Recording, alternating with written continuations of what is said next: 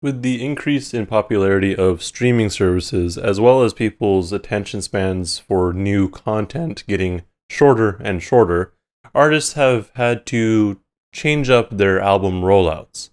Welcome to the Bar for Art podcast, and this week I'm going to talk about the current state of album rollouts. So, a couple things first. Last week I only posted the podcast entirely because I just didn't feel like putting out any other videos. But also, the only review I was going to write was for Evidence's album, which, as much as I like Evidence, that one just didn't click with me, and I was just having trouble writing it. That, and I just didn't have very much time, so there's that. So, sorry. But with that said, I'm going to be having 2 reviews up this week at least for IDK's album and Vince Staples' project as well. So look forward to that. Yeah, I guess we'll just get into the topic after that. I thought I had more to say, but no, that was it.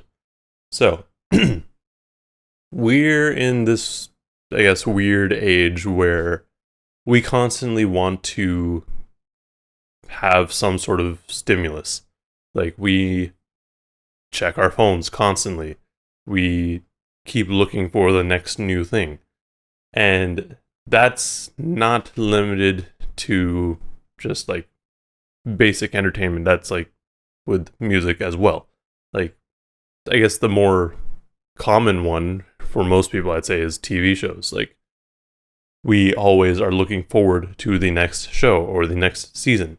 And whenever we hear that it's going to be like a year away, we're like, oh man, that's so long. Like, take for example when, if anyone watches anime, Attack on Titan, like the current season is split up, and I think the first part ended a couple months ago, so maybe April or so, and then they announced that the second half of the season is probably going to be starting in the winter. And we're just like, oh man, that's so far away, but not really. It was only a couple months away. And then same thing with just other shows. I know me and my friends would be talking about it, like with the Marvel shows. After WandaVision ended, we're like, oh man, it's such a long wait for Falcon and the Winter Soldier when it was like less than a month.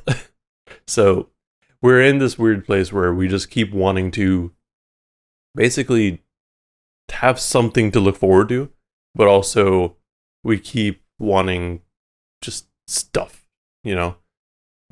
Like, and I kind of touched on this with the longevity episode of the podcast. I think it was like episode 90 something. Sometime in April, May maybe. But on that, I kind of touched on how we're in this sort of microwave era of music where things are being put out so quickly and so frequently that we're not really getting necessarily the best quality music at all times, because you have artists that are releasing multiple times a year, which you can do it. Like, there are artists that can do that well, but not everyone can. And sometimes you just kind of flood the market. Like, there's a lot of people who put out 20 song albums, and then they're like, hey, here's a deluxe 2 days later. So, not saying that that's necessarily a bad thing, but I don't think everyone's there for it. And I think we're getting to the point where we're just kind of like, yo, that's a little bit much. But in how that relates to the topic at hand, so with album releases nowadays, to keep up with how, I guess, short people's attention spans are and how easily excited we are and impatient, I guess, a lot of bigger artists are going and putting out like a single and then an album announcement, and then the album drops 1 to 3 weeks later. I think that's pretty common. Very few of them, I feel like major artists, will go, let's say, and announce it a month in advance. But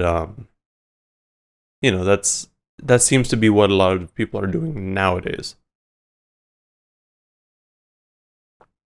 Now, that's not a big deal. I mean, it's not a bad thing. I actually really like it for the same reasons that I feel a lot of people like it. By doing that, you generate a lot of excitement very quickly because, one, if you are a major artist, like let's take for example J. Cole. No one knew when he would be dropping the off season. So when he put out Interlude and then announced, well, I mean, I forget the exact order of events. I think it was that he announced the off season, then Interlude came out, and then the album came out 2 weeks later. But when he announced the album, everyone got very excited. And then when he announced a single, which isn't something that he normally does, everyone got even more excited. And then they were like, oh yeah, it's only 2 weeks away. And I do think there were people that kind of forgot about it, like after the first week, but it came back around. People remembered. But it's like there's artists that can do that. And Tyler the Creator is another example. He did it in an even shorter amount of time. Like he put out Lumberjack. Didn't announce the album until that following Friday. I think Lumberjack came out on Wednesday. Yeah, it was Wednesday. And then he announced the album on Friday, and then the album came out the following Friday. And that worked really well for him, I feel. Like, I don't know, it's... For me, I like it because it just shortens the amount of time in between waiting. But then it's also like, is that a bad thing? That we are so trained to do that?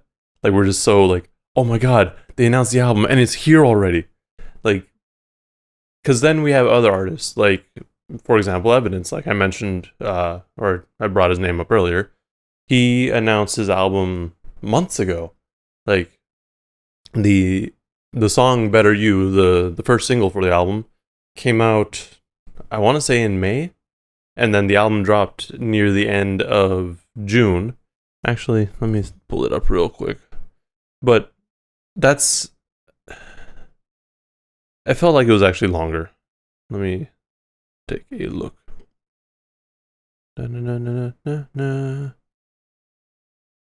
If I can find it. There it is. Better You came out in April, actually. Yeah, okay. So that was a bit longer. So, what is it? Just about 2 months? Because it came out near the end of April. And I think in that time he also released 2 other singles. Now, again, that's not a bad thing. And that's more, I feel, typical of how releases used to be. Like, you would have someone announce an album, and then a couple months later, it would come out, and they would release singles on the way. And, I don't know. For me, personally, I've gotten to the point where, yes, I like singles, because I can do the breakdowns for them, and it's a lot easier to decide to do a breakdown for a single rather than pulling a song off of an album, just from a business aspect.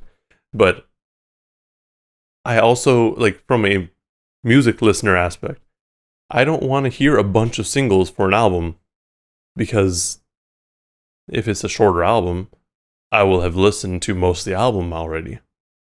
Evidence album, I mean, it's a little bit different. It's a longer album. It's like 14 tracks.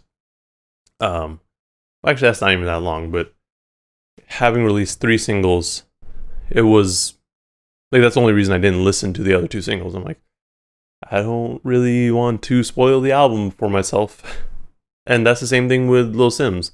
Lil Sims actually announced her album even further out, I believe. Like, I mean, her album's not coming out until September, and she's already dropped 4 singles. In her case, I mean, the album is going to be 19 tracks, but, like, that's still a lot of songs. And assuming that she's going to continue to release more singles as we get closer to the release of the album, I mean, we might be getting like maybe 6-7 songs in total before the album comes out. Let me see, I'm trying to pull up the... Oh yeah, because the Lil Sims track came out pretty much the same day as the Evidence track. So that came out, I guess, April 21st. and the album's coming out in September. So what is that? 5 months? May, June, July, August. Yeah, 5 months. So she could also just release one one song a month, but still, like, I don't know. Like, I understand the purpose of singles is to generate hype and really give people an idea of what the album's going to be.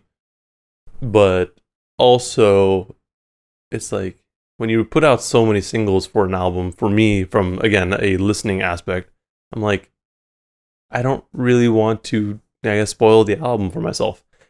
To be fair, though, there are times where the artist will change up the single from the album version.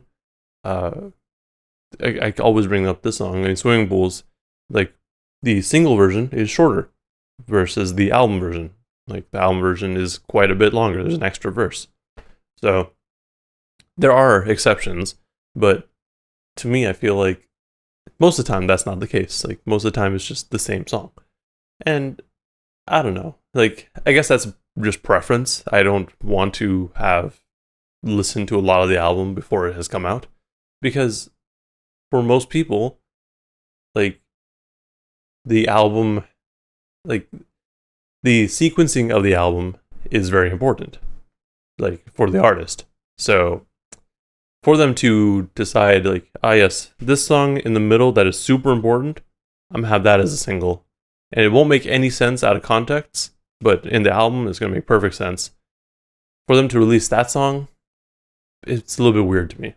But again, that's just my preference and how I feel on it. Like, I just could be entirely wrong, and that's just a normal and proper thing to do.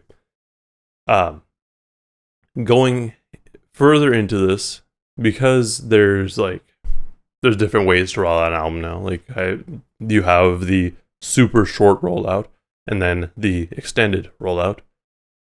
I still don't know what's best for artists. So I think for bigger artists, the short rollout works out really well for them, especially considering that, people just be dropping stuff all the time. It's just easier, I think. Plus, I mean, I don't know how it is from a money standpoint, but maybe it's cheaper to do that. Like, just be like, hey, I have an album coming out in a week. Although, I think there are artists who spend a lot of money on advertising after the album releases as well. So, I don't know, maybe they change all the funding, like the budget from pre-release to post-release. I'm not in the music industry, so I can't tell you all these intricate details about it. These are just what I'm going off of, like, from what I see and what I've heard. So, the other thing is, like, I don't think that every artist can do that. Like, like, you can do it, like, as an relatively unknown artist. Sure, you can do a short release window and just drop the album. But I don't know, like, that gets a little bit trickier because you can do that, and if you have fans, they're going to be excited for it. But if you are someone who doesn't really have fans, you can still do that. But you really got to spend time and effort on promoting yourself after the fact, I feel. Just, because you have to kind of prove yourself to the listeners. But I guess you could also do that beforehand. So, I don't know. It's a weird thing to navigate around. In my mind, I feel like if you are a newer or lesser known artist and you just drop something, you're probably going to do just as well. Like, it's not easy to promote yourself and to get people's attention. Like, I know that very well. Like, it takes a long time, especially if you have a lot of other things going on. I've had conversations with smaller rappers. Like, these guys are local people for the most part, and even they are like, yeah, no, I still still gotta go to work. Like like people have other things going on in their lives when they are not, I guess, popular or like way up there, you know? Like people gotta provide for themselves somehow. And I think I even saw someone tweeted it and it made a lot of sense. But it was like something along the lines of independent or lesser known artists basically have two jobs. So one, they have their job of creating the music and releasing it, but then they also are their own managers who, I mean, that's a whole job in itself. Like you have to promote yourself, you have to get in contact with others, you have to, try to get interviews, stuff like that. And then there's oftentimes a third job involved, which is literally the job that will pay for all these things. So it gets hard for people. So having a shorter release cycle may be easier for the smaller artists, but how well that will like help their career, I'm not sure. Personally, like I said, I do prefer the shorter release cycles, mostly because it's just easier, and I think it's because of how we're conditioned currently. Like we want to keep getting content very quickly, and when we hear something announced, we don't want to wait a long time. I know that was the case, or for me, again, with video games. Like when a video game would be announced, I'd be like, "Oh, when's this coming out? What do you mean it's coming out in 4 years?" Like it's one of those things. Like I don't want to wait that long, but to be fair, we find other things to keep ourselves occupied with anyway. And if we were really excited about it, we will come back to it when the time comes. I mean, assuming it didn't take way too long, or assuming that it actually lives up to your expectations, like Cyberpunk. And I guess that goes for albums too. Like with, let's take for example the Little Sims album. Like I know it's going to be a good album. I've only listened to 2 of the 4 singles though, because I don't want to spoil the album for myself. But I honestly will oftentimes just forget that the album's coming out until she tweets something or puts out another song. And I don't know if that's necessarily a good thing or not.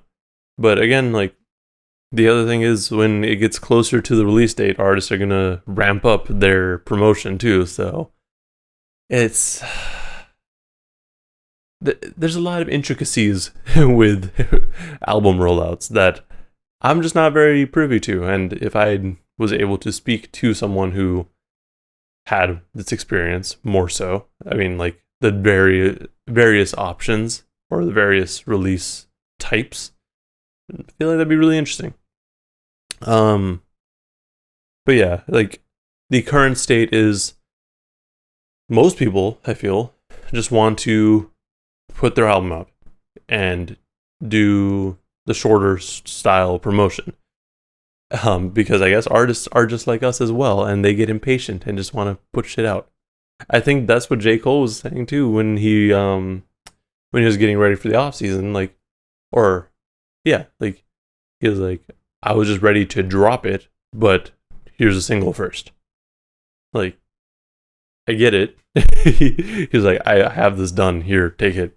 But also, it's all part of a business too. You gotta go through the motions. You gotta kind of follow the rules, I guess. But also, there are no rules, so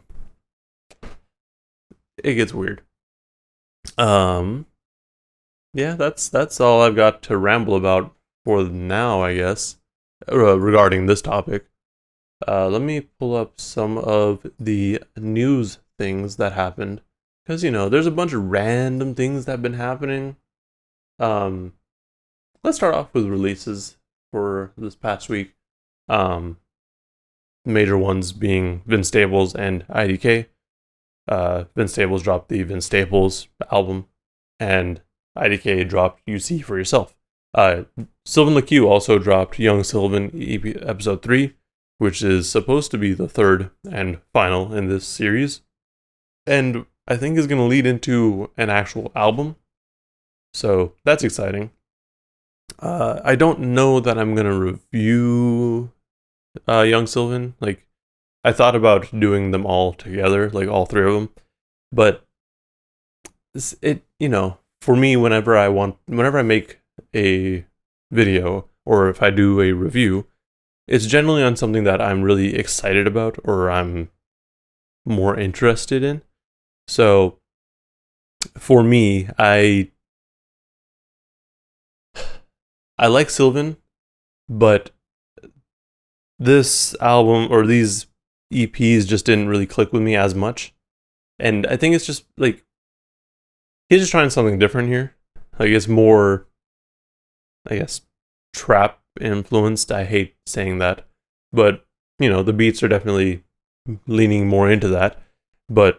And I mean, his flow is similar to that, but his lyrics still have more to them, like it's not what you would expect from that sort of beat. One sec. Oh man. So sorry, I have my shoes over there, and I'm just really bummed out that like it's all dirty right here. I need to clean that. I dropped another hat. Anyways, yeah, no, the Sylvan album was good. I mean, but it doesn't really like it was good for a couple listens for me, but I can't really go in and review it because I'm just not as excited about it. Like this is my channel. I get to do whatever the fuck I want. So why would I talk about something that I'm not that interested in? But yeah, anyways, there's been a bunch of random things in the past couple weeks that I just have saved. Most recently, going back to those albums, Vince Staples, the LP is very short, but I needed to listen to it some more, like actually listen to it, because I feel like I've mostly just been listening to the beats and it's just been in the background. Although, I mean, I can still recognize some songs that I like right off the bat. So I don't know. I still need to listen to that a little bit more. But IDK's album, it was really good.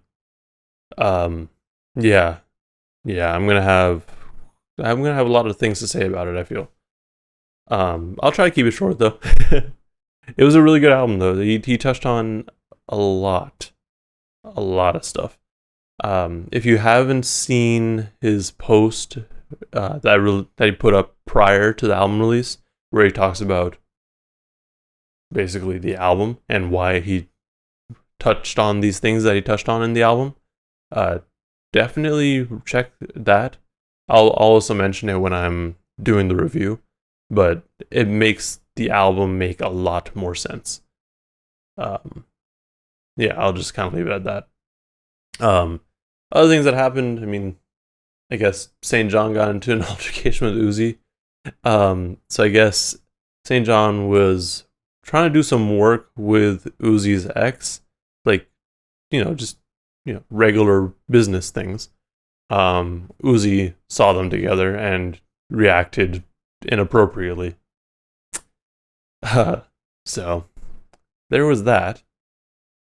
Oh yeah, the Boz finally came out with a new track. I wasn't really feeling it. It was the Jackie with Lil TJ and J. Cole. I don't know. I mean, it's probably gonna have to grow on me, but as of right now, I wasn't really feeling it. What's it called? The Smithsonian is doing their anthology of hip hop and rap. It's like they're doing an actual thing at the Smithsonian, but they're also releasing, I think it's like a 13 disc playlist, I guess you could call it. What do they call it? Oh, it's an anthology, I guess. 9 discs. And it comes with a book and everything. Oh, I need to grab that actually. It's supposed to come out in August, I think it is. There's also a test which I meant to do. But my only thing with it is that it ends in 2013, which it makes some sense because you can touch on quite a bit at the by that point. But I don't know. I feel like if they could have gone a little bit further, it would have been nice. I understand that it's not easy to do so, but it would have been nice. Um oh yeah, the just like what, yesterday, or I think it was yesterday, West Side Gun announced that he has two projects coming out this week, or not this week, this year. First he's dropping on August 20th, and then again on Halloween. How true that actually will be is still to be seen, because he's been saying that for quite a while. Hitler Wears Hermes 8 was supposed to come out before Pray for Haiti, according to him, but it's still not here. So we'll see. And yeah, I mean, the only other thing that was recently announced, in the last day or so, there is another Pop Smoke album, which I think I mentioned before. That's coming out at, July 16th? Coming out July 16th. We just got the title for it. It's going to be titled Faith. We'll see how it sounds. Yeah,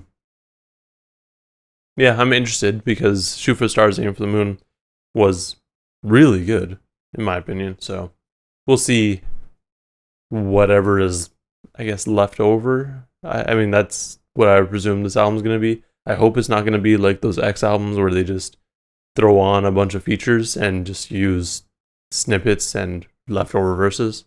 But we'll see. But yeah, I think that's all I'm going to say now. Yeah, so let me know in the comments below what your thoughts are on the current release cycles for albums and what your preference is. I mean, like I said, prefer the shorter release cycles just because it's, I'm impatient.